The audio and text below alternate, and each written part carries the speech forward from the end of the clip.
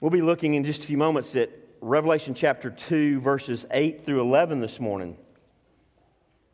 In April of 2007, three men, Tilman Geske, Nakati Aden, and Ugur Yüksel, were murdered in the offices of the Zerve Publishing House in Malatya. Several young men between the ages of 18 and 22, Muslim men, entered the Christian publishing office, and they tied the three men to chairs and they tortured them before slitting their throats. Tilman, a German national, had lived in Turkey for more than 10 years and was working on a Bible translation project. Nakati was a former Muslim who had moved his family to Malatya from another part of Turkey to plant a church. And Ugur was another Turkish Christian who had converted from Islam. Simse, Nakati's widow, viewed her ability to forgive her husband's killer as a gift from God. She said, "I don't work at trying to forgive them," she said. "God just gave me that gift." That gift, of course, didn't lessen Simse's suffering. "I suffer a lot," she said. "I'm going to suffer till the day I die, but I'm not sorry for moving here." This was the best thing that could happen for him. He did a miracle. He did a wonderful thing. Nakati created a very beautiful scenario with his life.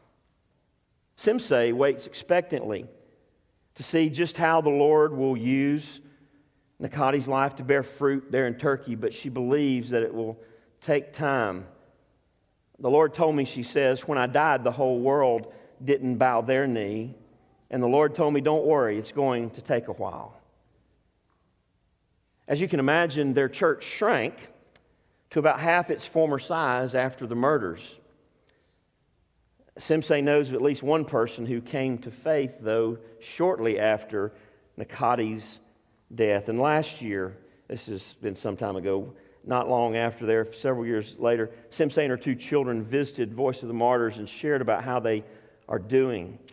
And she said, "After my husband died 5 years ago, we have victory and we have a lot of pain, especially when we feel alone. Because after people went home, we felt really badly alone. But we have a partnership in the Gethsemane garden with Jesus, and I'm so happy for Jesus to take me with him to Gethsemane garden." And if you want to glorify Jesus, I want to encourage you, this story is not a drama, she says. This story is not about death. This story is about victory, about gain, and about encouragement. I know God showed his love to Turkey not only on the cross, but by Nakati's blood too. And how can I say, why? Why do you give me this suffering or this cross? Just I'm asking God to help me hold his cross and to lead people to help me to hold his cross with me. I see my family as victorious. And so, in April of 2007 was the story of three Christian martyrs near the city of Smyrna. We continue our study of the book of Revelation this morning, the revelation of Jesus Christ given to John. The message of Revelation is very simply this: see your reigning and returning King. If you read the book of Revelation, if we take the next however long, and by the way, it's going to be a minute, it may be a year. If we take all that time to walk through the book of Revelation and you don't go away seeing on a daily basis more clearly and consistently your reigning and returning King, then let me just tell you, I've missed the point and you've missed the point of the book of Revelation. That is the point. Nancy Guthrie, by the way, some of our ladies are in a Monday night Bible study and you were going through Nancy Guthrie's book called Blessed. It's a great study. That takes a great perspective and approach to the book of Revelation. I would highly recommend it to you. She writes in that book, we sometimes foolishly assume we have all the data we need to evaluate what's happening in our world, but we don't. That's probably key today, isn't it? Our perspectives are limited by our humanity and our earthly vantage point. But as we take in what John recorded about what he saw, we find that we are better able to see the true nature of our present reality. This is the perspective we need. Rather than seeing this world's offerings as attractive, from heaven's perspective, we can see how ugly and unsatisfying they are. Rather than seeing the persecution of faithful believers as tragic defeat, we're able to see it as glorious victory. And we need to keep Jesus' soon return ever before our hearts so that it shapes our lives today. And so this morning we come to the church at Smyrna. Jesus' letter, Jesus' words to the real local church at a place called Smyrna, modern day Izmir, Turkey, where believers were being persecuted and even martyred for Christ. Revelation 2, verses 8 through 11. If you need to use the Pew Bible there in front of you, that's going to be found on page 1219. And here's the text. And to the angel of the church in Smyrna write, the words of the first and the last who died and came to life. I know your tribulation and your poverty, but you are rich, and the slander of those who say that they are Jews and are not, but are a synagogue of Satan. Do not fear what you are about to suffer. Behold, the devil is about to throw some of you into prison, that you may be tested, and for 10 days you will have tribulation. Be faithful unto death, and I will give you the crown of life. He who has an ear, let him hear what the Spirit says to the churches. The one who conquers will not be hurt by the second death. The message this morning is a persecuted but persevering and eternally protected church. The church at Smyrna was a persecuted but persevering and eternally protected church. Here's what we learned through the church at Smyrna and Jesus' encouragement to them. Jesus will powerfully use, eternally protect, and reward a persevering church in and through persecution and martyrdom. Now, we don't like the in and through part. We would rather be taken out of the persecution and martyrdom, would we not? That may just affect your eschatology, by the way. But Jesus, according to the church at Smyrna, will powerfully use, eternally protect, and reward a persevering church in and through persecution and martyrdom. You know what that means? That means that Jesus still has the martyrs in his hand. And though they die, they don't die.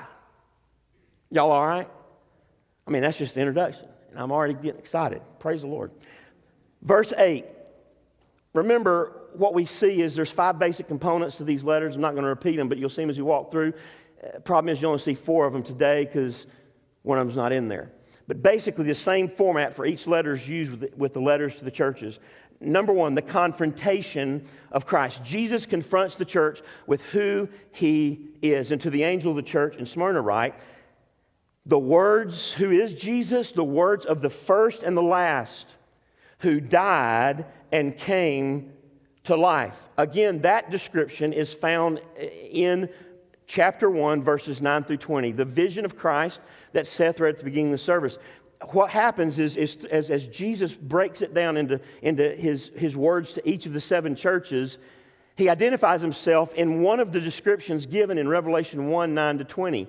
And it matters which one he picks. He's not just randomly grabbing a name for himself.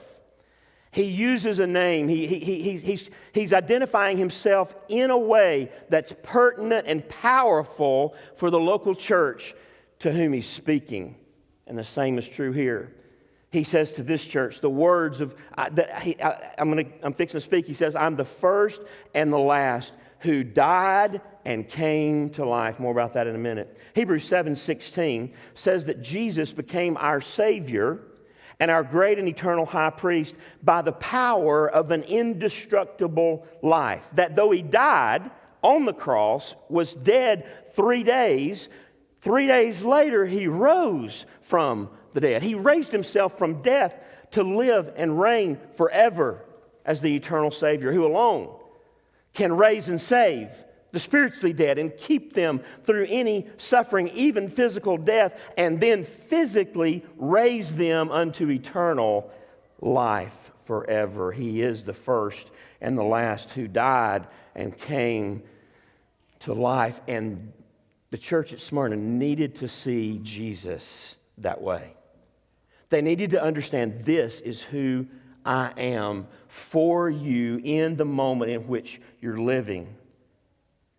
Such as the Savior that speaks the following words of this letter to the persecuted church, some of whom would be imprisoned, while others, he says, would die a martyr's death. What a comfort to know their resurrected Savior would keep them even still.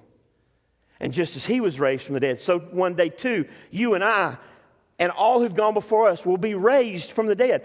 Death is not to be feared for believers. Not the first death. Notice as we move through the text, just like the church at Philadelphia, point number one, the confrontation of Christ. This is normally where we'd have the criticism of Christ, the condemnation from Jesus, but there is none. Only here and in the letter to the church to the church at Philadelphia, there is no criticism toward the faithful and persevering church at Smyrna, only commendation. Probably in both cases, the reason being they were persecuted. And here's how that goes. Persecuted believers get purified by their persecution. The problem with the other churches is their lives weren't hard. And comfort and money and ease and the pleasures of this world pollute our hearts all too easily. The commendation of Christ there in verse 2 or verse 9. Secondly, this morning, I know your tribulation and your poverty, but you are rich. And the slander, I know it, of those who say they are Jews and are not, but are a synagogue of Satan. What comforting words to know that Jesus knows. To hear Jesus speak into a church that was hurting, a church that was going through, for us, unimaginable tribulation and difficulty. They're being persecuted, and to hear Jesus say, I know, I see you. I know what you're going through. I know your tribulation. I know your poverty, but I want you to know you're really rich. And I know the slander of the Jews. They say they're Jews. They're not really Jews. In fact, they're being used by the enemy as a synagogue of Satan. You know, contrary to our normal way of thinking, according to this passage in this verse, we can be going through tribulation. We can be the object of slander. We could even consequently, as they were, be living in poverty for our faith in Jesus and still be seen by Jesus as rich. Hello? I mean, none of us would define the church at Smyrna as rich, seeing as they're in tribulation, poverty, and the object of slander. And yet Jesus says, you are rich.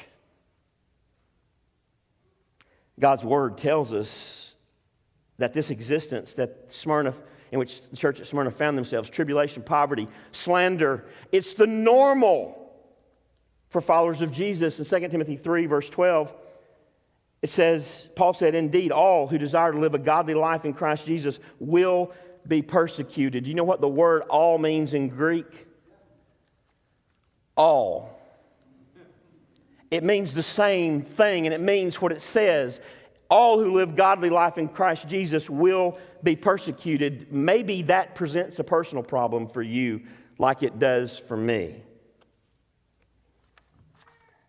1 Peter chapter 4, verse 12 says, "Beloved, do not be surprised at the fiery trial when it comes upon you to test you, as though something strange were happening to you.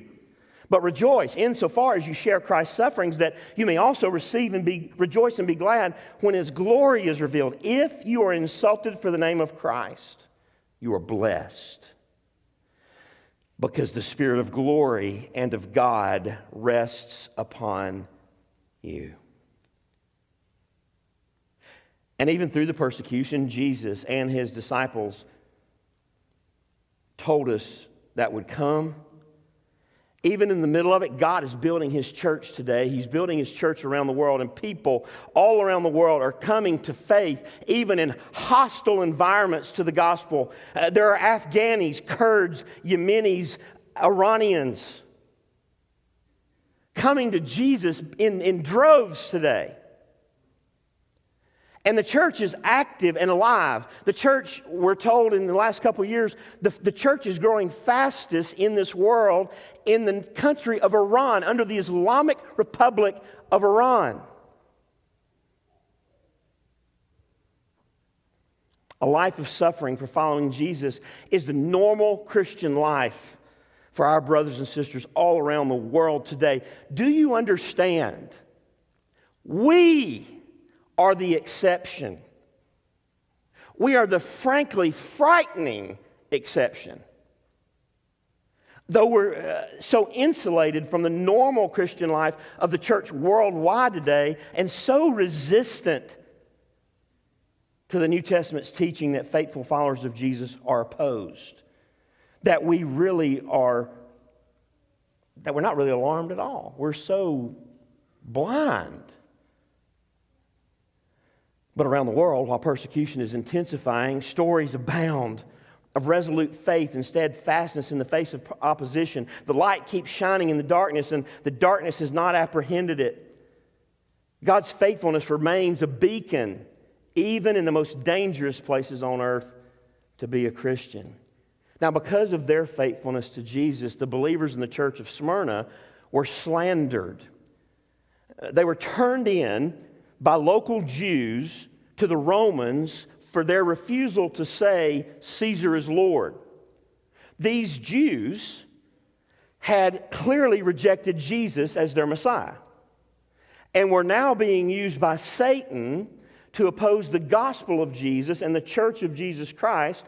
They were, as are all others who reject Jesus, of the spirit of Antichrist, and consequently, the believers were heavily persecuted, even martyred, and driven into abject poverty. Now, let me just stop here and say this. When it calls this group of Jews in Smyrna a synagogue of Satan, they weren't devil worshipers. Are y'all tracking with me? Nor is this verse a justification for any form, shape of anti-Semitism. It's not at all what's being said here. But what is being said is what Paul says in another place. As far as the gospel is concerned, the Jews are enemies of the cross because they've rejected the Savior. And in this case, the Jews had a special exception with the Romans.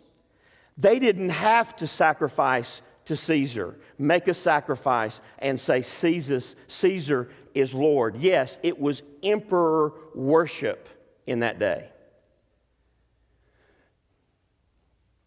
And the Romans weren't real serious about Jewish or Christian theology.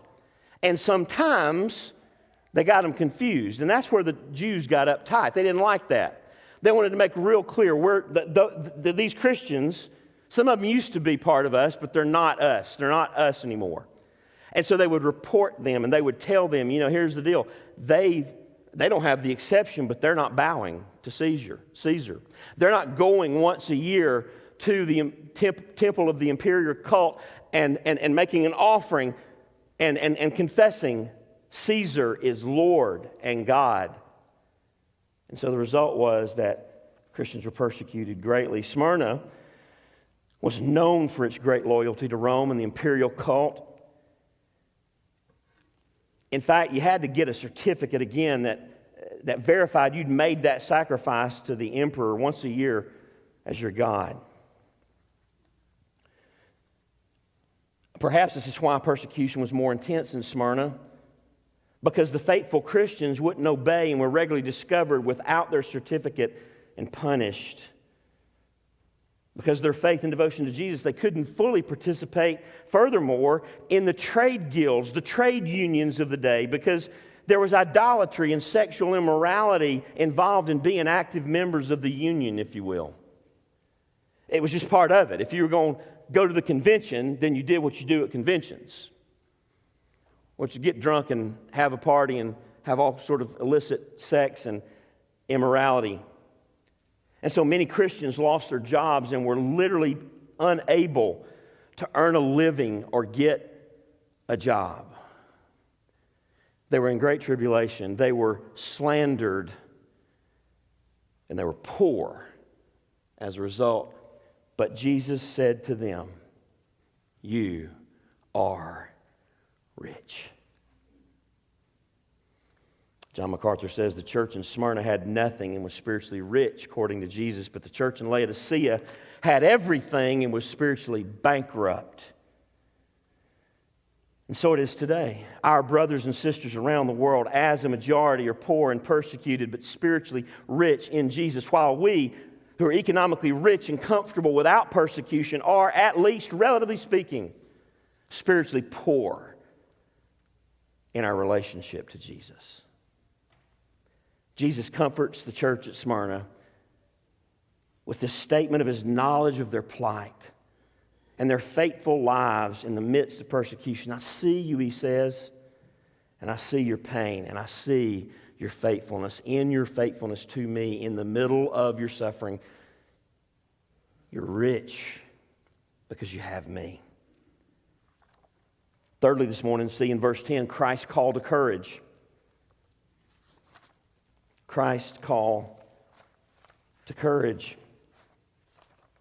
In verse 9, he's just said, I know your tribulation, your poverty, but you're rich, and the slander of those who say that they're Jews and are not, but are a synagogue of Satan. Verse 10, do not fear what you are about to suffer.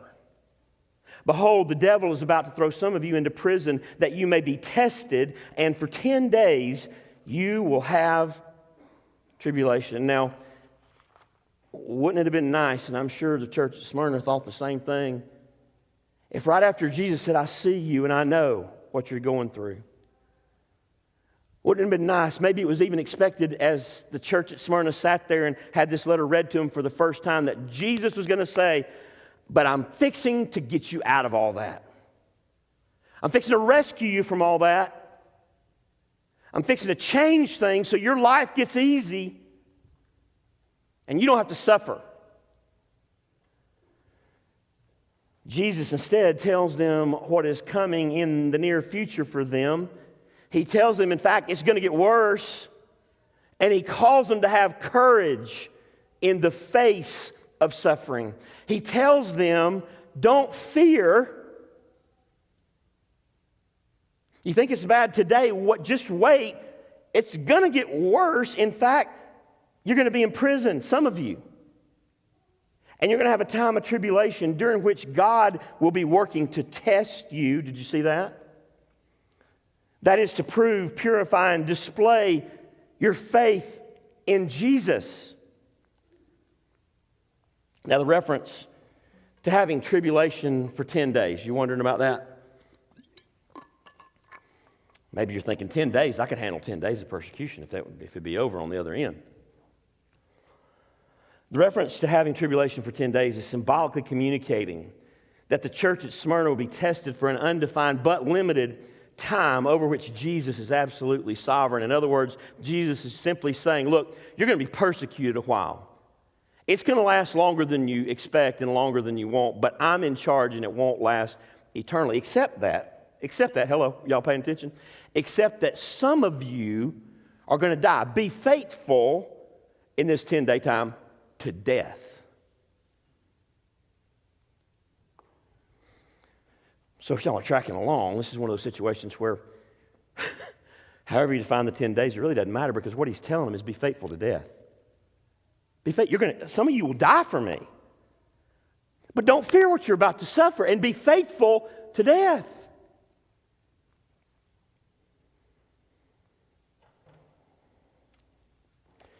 Jesus prepares his people at the church in Smyrna for the escalation of their persecution, and he calls them to stand faithful to him and not compromise with idolatry, even if it costs them their lives.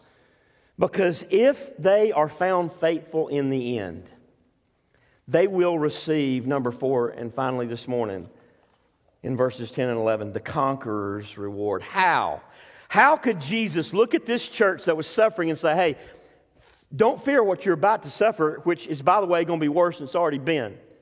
Satan's going to throw some of y'all into prison, and you're going to be tried and tempted. You're going to have tribulation for 10 days that you may be tested. God's going to be testing your faith, and I want you to be faithful. I want you to fear, and I want you to be faithful to death. How could he say that? How could he expect that of the church at Smyrna? Because of the conqueror's reward that he's about to promise them, that is sufficient motivation for that kind of suffering. Be faithful to death, and I will give you the crown of life. Is Jesus more precious to you than life? Can I just say, I realize as I asked that question, how ridiculous it sounds for us to even ask ourselves that question. Because we have no idea what we're saying. We have no idea what it means that it's possible, that it would actually be possible to die for Jesus. Again, remember, you are the frightening exception worldwide. The world doesn't revolve around the United States of America, and we are not even numerically in the majority. We're in the minority. Be faithful unto death, and I will give you the crown of life. He who has an ear, let him hear what the Spirit says to the churches. Listen to this. The one who conquers, that's a parallel thought to be faithful unto death. The one who conquers will not be hurt by the second death. The one who conquers will not be hurt by the second death. The conqueror's reward from Christ. I'll give you the crown of life. If you'll conquer and be faithful to death, you won't be hurt by the second death. Back in Matthew 24, verses 9 and 13, Jesus said, then they will deliver you up to tribulation and put you to death. And you will be hated by all nations for my name's sake. Verse 13, but the one who endures to the end will be saved. In Revelation 20, verses 14 and 15, this idea of the second death is defined clearly for us, where it says, then death and Hades were thrown into the lake of fire. This is the second death, the lake of fire. And if anyone's name was not found written in the book of life, he was thrown into the lake of fire. Guys, we're all going to die. It's 100% deal. Unless Jesus comes back, we are all going to die. The first death, a physical death. And those who don't know Jesus live in fear of death. Before we came to Christ, we lived in fear of death. Because dying physically without Jesus means dying eternally without Jesus in the torment of the lake of fire, apart from God forever.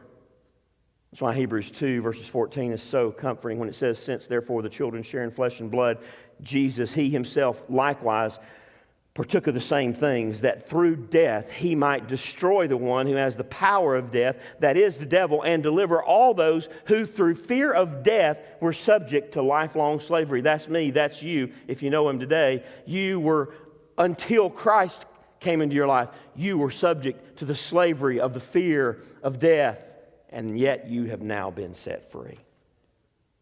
And so what does that mean for the believer? It means we don't have to fear the first death. We don't have to fear physical death because we know, though we die physically, we'll live forever in the presence of our God and Savior. We know that we'll never be hurt by the second death of eternal judgment. That is the lake of fire, if we prove to be His truly by living faithfully through suffering and even a martyr's death.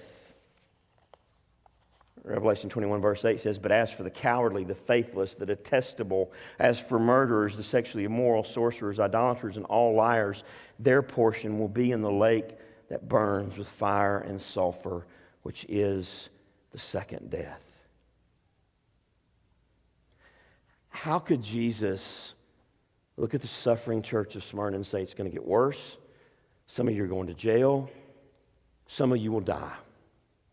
But don't fear and be faithful even to death. Because Jesus is worth it. Jesus is worth it. He is worthy and He is worth it. The crown of life, that is the gift of everlasting life in His presence, face to face with Jesus, that is worth it. Not being hurt by the second death, which equals damned and tormented forever in hell.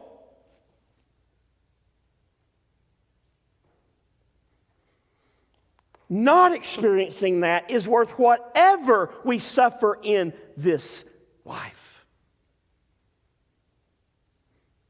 For just a blip on the timeline of eternity.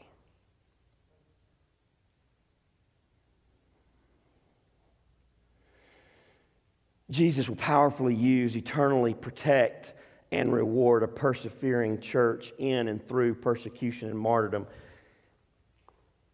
You see, we worry so much about the first death, and Jesus has already handled that for us. I mean, I'm not going to stand here and tell you I want to die today, but I'm not scared to die. I don't fear death. Paul said, if we believe anything God has said to us, Paul said, to die is gain. Do you believe being with Jesus is better, personally, face to face with Him is better than this life? Or are you really fooled by the foolishness that says you're living your best life right now? You may be trying, and you're a blooming idiot if you think you're going to ever find your best life in this world. Let me tell you something. Your best life is yet to come, and when it comes, it never ends. And it'll be so much more amazing than anything you experience here. And yet we resist the first death.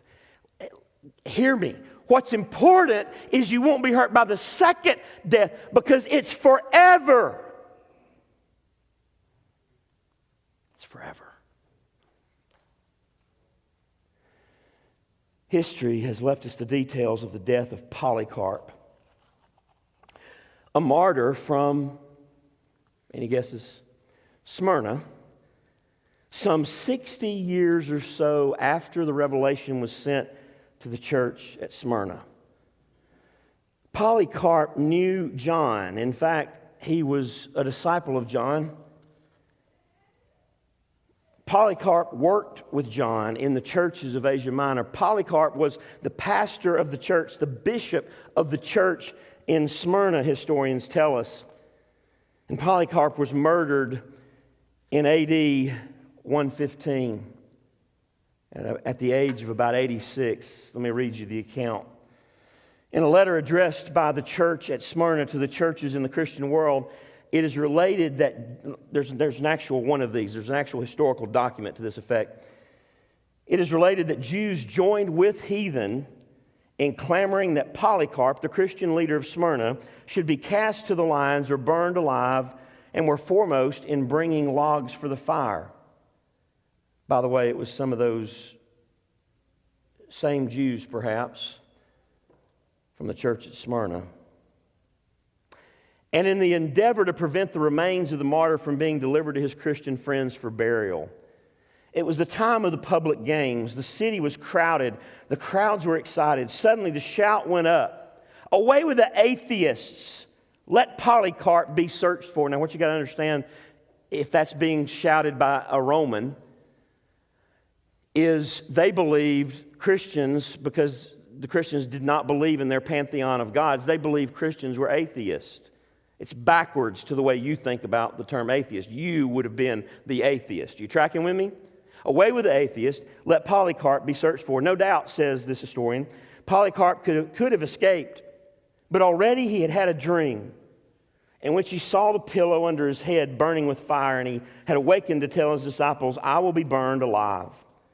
His whereabouts were betrayed to the persecutors by a little slave girl who collapsed under torture, and they came to arrest him. Not even the soldier captain wished to see Polycarp die. On the brief journey back to the city, he pled with the old man. What harm is it, he said, to just simply say, Caesar is Lord, and to offer sacrifice and save your life?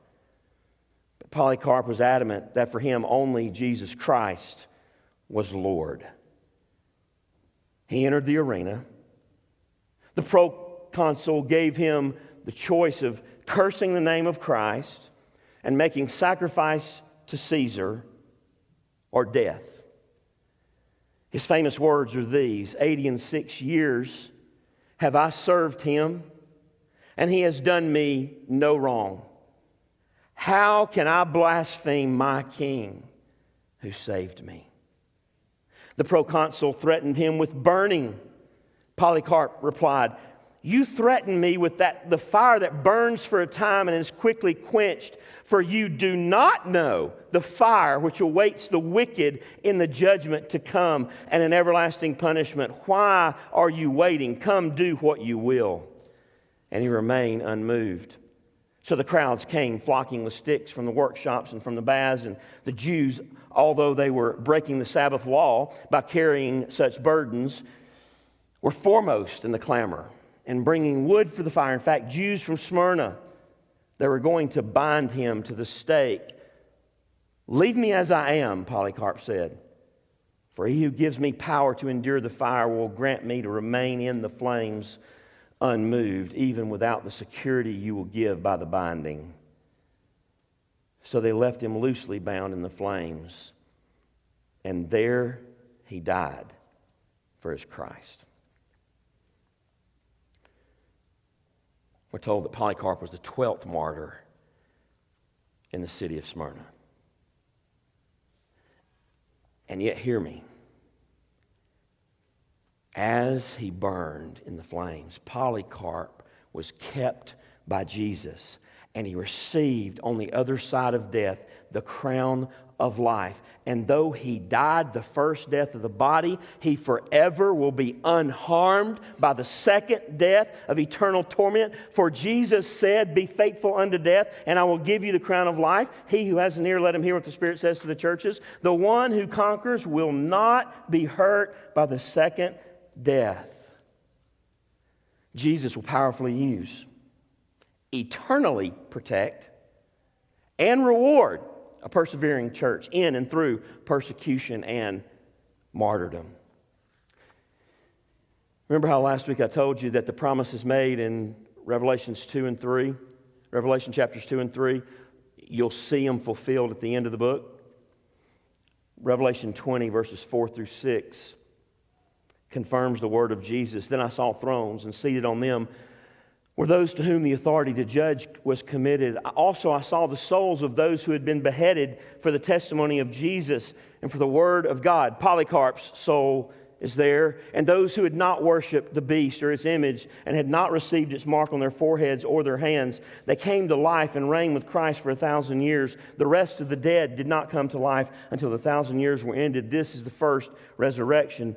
Blessed and holy is the one who shares in the first resurrection. Listen, over such the second death has no power. But they will be priests of God and of Christ, and they will reign with him for 1,000 years. Jesus will powerfully use, eternally protect, and reward a persevering church in and through persecution and martyrdom. So what can we do in response to this message? We're not the church at Smyrna. We're not suffering tribulation and imprisonment and being threatened with our lives. What can we do in response to this message? Well, first of all, we can remind ourselves what makes us truly rich and what doesn't.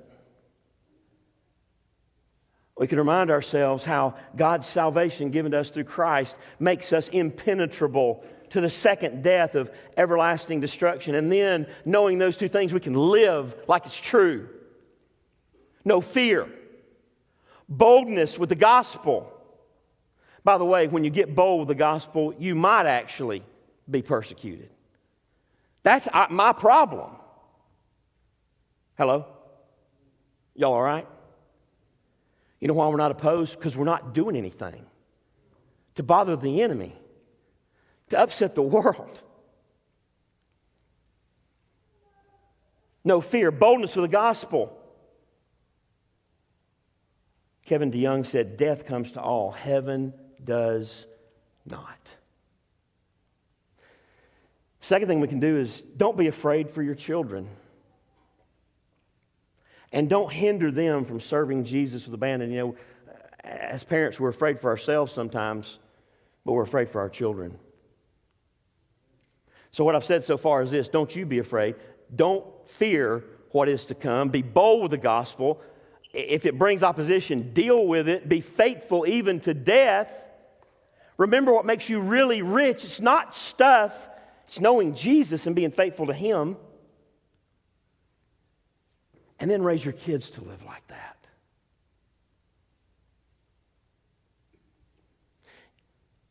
I'm convinced that the reason the United States of America is no longer the greatest sending nation for missionaries in this world is this very thing.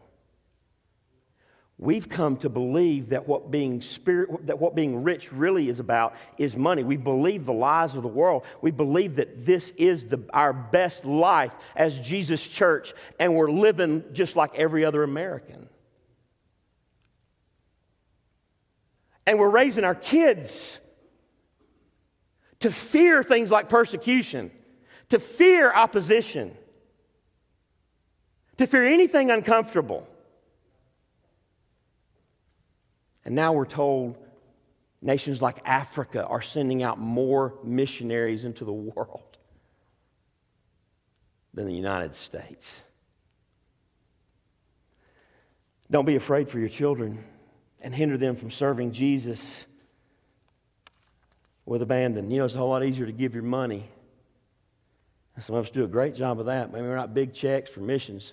A whole lot easier to give your money for missions than your kids. And yet there's a world that has not even heard the gospel. And hear me, and Jesus is coming back.